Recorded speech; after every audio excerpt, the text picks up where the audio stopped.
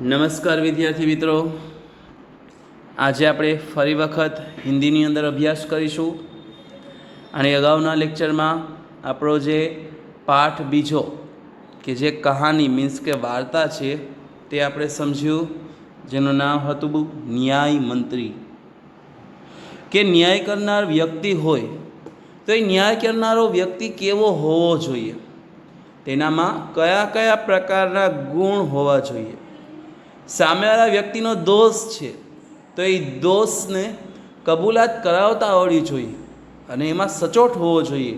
તેની સમગ્ર ચર્ચા અહીં આપણે પાઠમાં કરેલી હતી, જેનું સુંદર મજાનું આપણે દ્રશ્ય જોયેલું છે, તેની વાતચીત પણ કરેલી છે અને આખો પાઠ પણ સમજેલો છે. કે જેમાં સમ્રાટ અશોક પોતાના નગરવાસી શિશુપાલને ન્યાયમંત્રીનું પદ આપે છે અને શિશુપાલ પણ પોતાના પદને સાબિત કરવાના અલગ અલગ પ્રકારના કેટલા પણ પ્રયત્નો કરે છે અને તેમાં સફળ પણ થાય છે. આખું નગર જે હોય છે તે નગર સુખ સમૃદ્ધિવાળું થઈ જાય છે. અચાનક જ એક દિવસ રાજ્યના સિપાહી જે હોય છે તેનું કોક મૃત્યુ કરી નાખે છે. આ મૃત્યુના કારણે શિશુપાલનું જે ન્યાયતંત્ર છે તે આખું ડગમગી જાય છે કે આવા સુંદર મજાના રાજમાં કોને મૃત્યુ કરી નાખ્યું. તેને વિચાર આવે છે અને તેની શોધખોળ શરૂ કરે છે. થોડોક સમય ગયા બાદ તેને ખ્યાલ આવે છે કે આ સિપાહીનું મૃત્યુ કરનાર બીજું કોઈ નહીં પણ ખુદ સમ્રાટ છે. તો કોઈ પણ રાજા હોય એને આપણે દોષિત કેવી રીતે કરવા, એના ઉપર દોષ કઈ રીતે મૂકવો, તે બધા એને પ્રશ્ન ખાઈ રહ્યા છે. તો પણ એ રાજસભામાં વિના સંકોચે જે સમ્રાટ અશોક છે તેમને દોષ એમને કહે છે અને તેમને સજા આપે છે, ફાંસીની સજા આપે છે. પરંતુ ગ્રંથોમાં તમે જુઓ તો રાજાઓને ભગવાનનું રૂપ આપવામાં આવ્યું છે, તેથી સમ્રાટ અશોકને ફાંસીએ ચડાવી શકાય તેમ નથી, કારણ કે ભગવાન છે તો ભગવાનને આપણે ફાંસીએ ચડાવી શકીએ નહીં. તેથી સમ્રાટ અશોકની જે સોનાની મૂર્તિ હોય છે તેને ફાંસી આપવામાં આવે છે. રાજસભા પૂરી થાય છે અને ત્યારબાદ સમ્રાટ અશોક અને શિશુપાલ બંને સામે ઊભા હોય છે. ત્યારે શિશુપાલ એમ કહે છે કે તમે આજે મને રાજમુદ્રા આપેલી છે, તમે જે મને કાર્ય આપ્યું છે એ કાર્ય તમે પાછું લઈ લો, હવે મારાથી એ કાર્ય થશે નહીં. પણ સામે સમ્રાટ અશોક પણ કહે છે કે મારે સાચા ન્યાય મંત્રીની જરૂર હતી અને એ ન્યાય મંત્રી તું જ છો, તારા સિવાય મારા રાજ્યનું આ ન્યાય કોઈ પણ કરી શકશે નહીં. અને આ રીતે આપણી જે વાર્તા હતી એ પૂરી થઈ હતી. તો હવે આપણે એનું સ્વાધ્યાય જોઈએ. 5-6 વાક્યમાં આપણને પ્રશ્ન જવાબ આપેલા છે.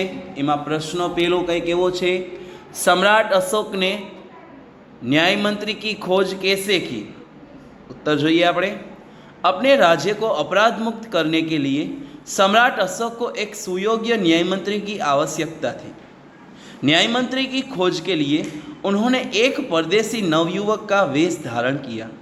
घूमते घूमते वे ब्राह्मण शिशुपाल के यहाँ पहुँचे. शिशुपाल न्याय प्रेमी था. न्याय किसे कहते हैं यह दिखाने के लिए उसे अवसर की तलाश थी. सम्राट अशोक ने उसे अवसर दिया. हत्या का अपराध होने पर शिशुपाल ने निष्पक्ष व्यवहार किया. उसने सम्राट को मृत्युदंड देने की घोषणा की. उसके इस साहस और निष्पक्ष व्यवहार में सम्राट पसंद हो गए. इस प्रकार सम्राट अशोक ने सही न्याय मंत्री की खोज की. बीजो प्रश्न જોઈએ. सम्राट अशोक ने न्याय मंत्री का पद देते हुए शिशुपाल को क्या दिया. તેનો જવાબ જોઈએ તો આપણને ખ્યાલ જ છે સૌપ્રથમ કે જ્યારે ન્યાયમંત્રીનું પદ આપતા હતા ત્યારે જે સમ્રાટ હતા તેને પોતાના હાથની જે અંગૂઠી હોય એ ઉતારીને જે ઓલો શિશુપાલ હતો એને આપી હતી, એટલે કે રાજમુદ્રા જે હોય એ આપેલી હતી. તો આને હવે વાક્ય રચના મુજબ ગોઠવીને લખીએ. सम्राट अशोक ने शिशुपाल को अपने दरबार में बुलाया. उन्होंने शिशुपाल से कहा कि मैं आपको न्याय करने का अवसर देना चाहता हूँ. शिशुपाल भी अवसर के लिए तैयार था. यह जानकर सम्राट ने उन्हें न्याय मंत्री बनाया और पहचानने के लिए उसे राज मुद्रा दी। तीजो प्रश्न જોઈએ। शिशुपाल के न्याय मंत्री बनते ही राज्य में न्याय के विषय में क्या परिवर्तन हुआ? तेनो उत्तर જોઈએ આપણે। न्याय मंत्री बनते ही शिशुपाल ने अपनी कुशलता का परिचय दिया। उन्होंने राज्य को अपराध रहित बनाना शुरू किया।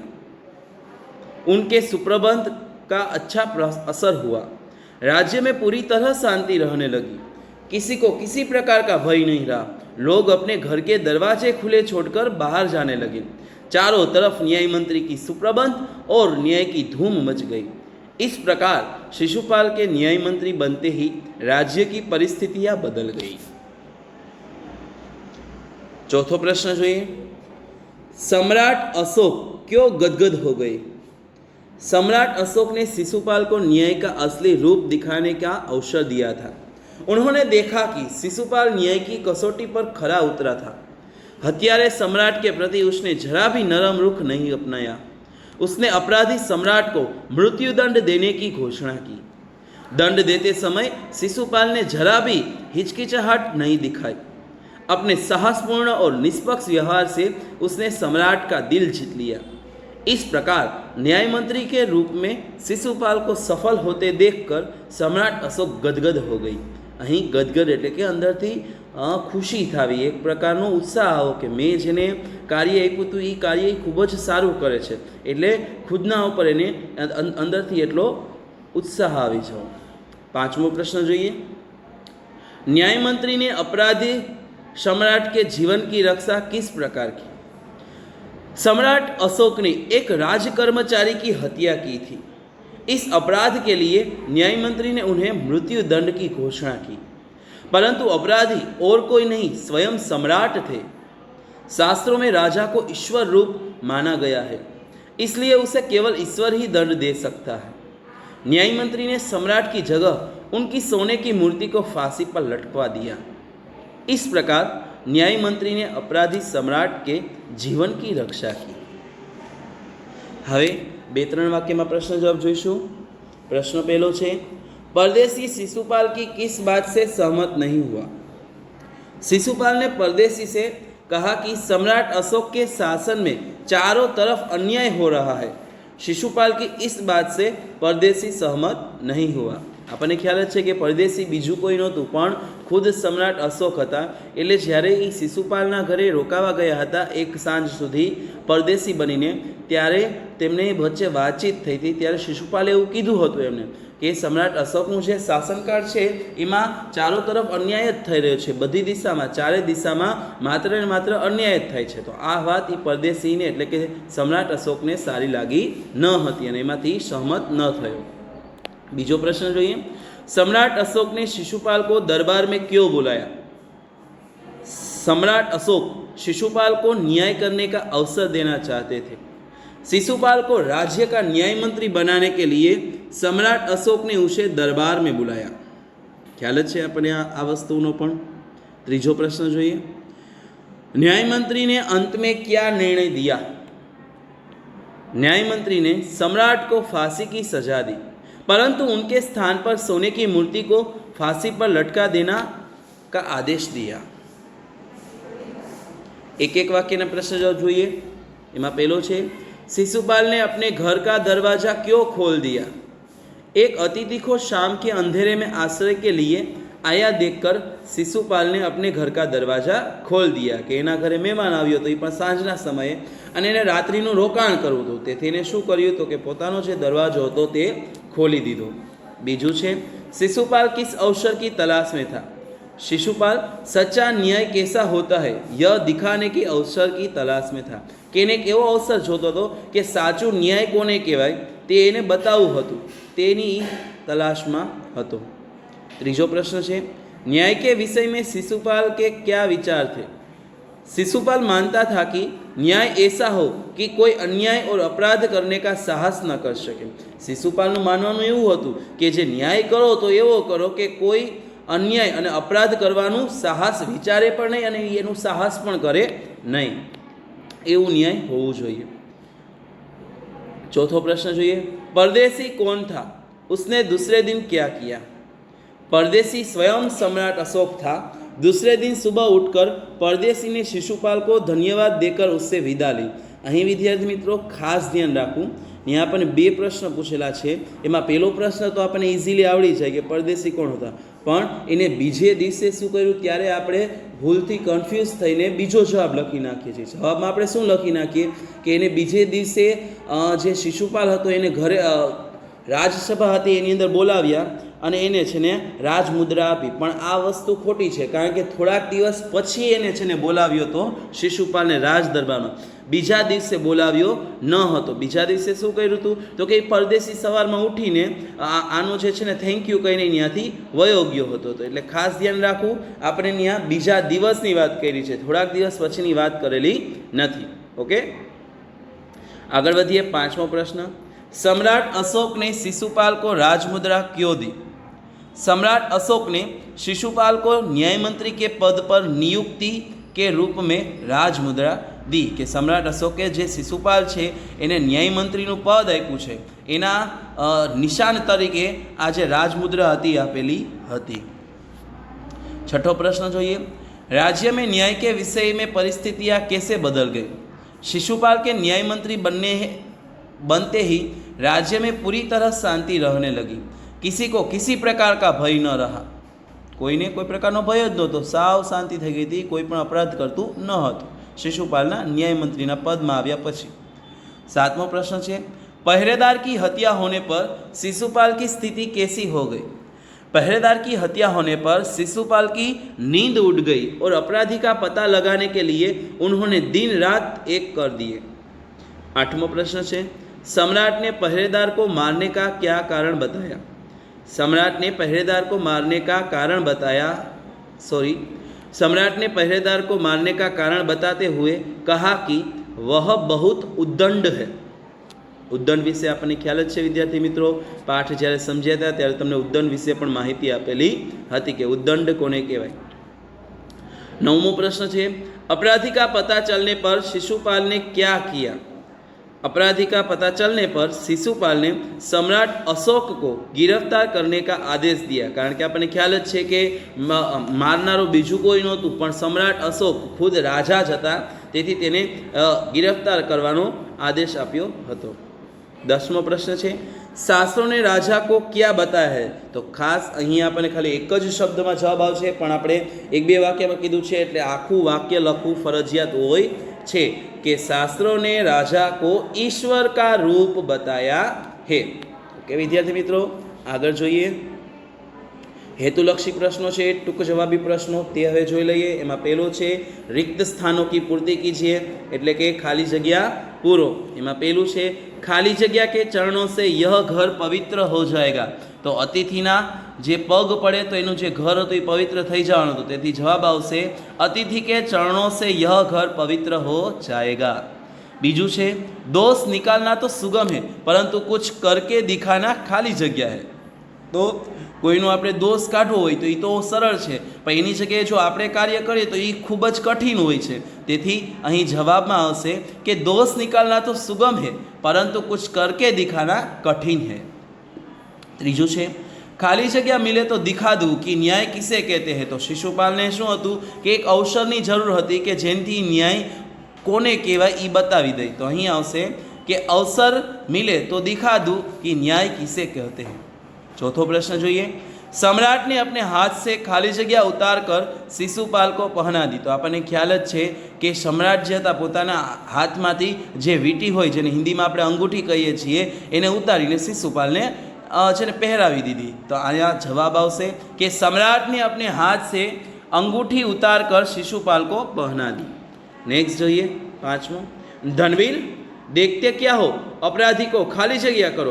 तो ज्यारे आपने ख्याल है तो शिशुपाल ज्यारे न्यायमंत्री बन्यो तो त्यारे जे राजमां हत्या थई थी एना जे अपराधी हता एने पकड़वानो आदेश आपे छे, त्यारे एम कहे छे कि धनवीर देखते क्या हो अपराधी को गिरफ्तार करो। तो अहीं आंसर में आवे छे गिरफ्तार। छठू छे इन सोने की मूर्ति को खाली जगह पर लटका दिया जाए जिससे लोगों को शिक्षा मिले। તો આપણને ખ્યાલ જ છે કે રાજાની મૂર્તિને फांसी ઉપર લટકાવવાની હતી, તો તેથી અહીં જવાબ આવશે કે इस सोने की मूर्ति को फांसी पर लटका दिया जाए जिससे लोगों को शिक्षा मिले। હવે પ્રશ્ન બીજો જોઈએ, નિમ્નલિખિત વિધાન સહી है या गलत यह बताइए। નીચે આપેલ વાક્ય સાચું છે કે ખોટું એ આપણે કહેવાનું છે। પહેલું છે શિશુપાલ ન્યાય की कसौटी पर खरा उतरा, તો આ વાત સાચી છે। બીજું જોઈએ સ્વયં સમ્રાટ ही નિરપરાધી था, તો એ નિરપરાધી નહોતા પણ અપરાધી હતા, તેથી આ વાક્ય ખોટું છે। ત્રીજું शिशुपाल ने सम्राट से राजमुद्रा वापस लेने की प्रार्थना की, तो आ बात साची है कि જ્યારે ન્યાય બધું પૂરું થઈ જાય છે તો વાર્તાના એન્ડિંગમાં શિશુપાલ એ જે રાજમુદ્રા છે એ પાછી આપે છે અને પ્રાર્થના કરે છે કે તમે આ લઈ લ્યો, તો એ વાક્ય સાચું છે। હવે એક એક શબ્દમાં જવાબ છે તે જોઈએ। परदेसी युवक कौन था, तो बीजू कोई नहीं पण कोण हतुं, तो कि स्वयं सम्राट अशोक। बीजो प्रश्न है सम्राट अशोक ने किसे न्याय मंत्री बनाया, तो आपने ख्याल है कि शिशुपाल ने न्याय मंत्री बनाया था, तो एटले आंसर में आवशे शिशुपाल को। तीजो है सम्राट अशोक ने किसकी हत्या की, तो पहरेदार की हत्या की थी उसने, तो अहींया आंसर में आवशे पहरेदार की। चौथो है न्याय मंत्री ने सम्राट को क्या सजा दी, तो कि न्याय मंत्री था एने सम्राट ने शू सजा आपी, तो कि एने फांसी पर लटकावी दीधा, तेथी अहीं जवाब आवशे फांसी की।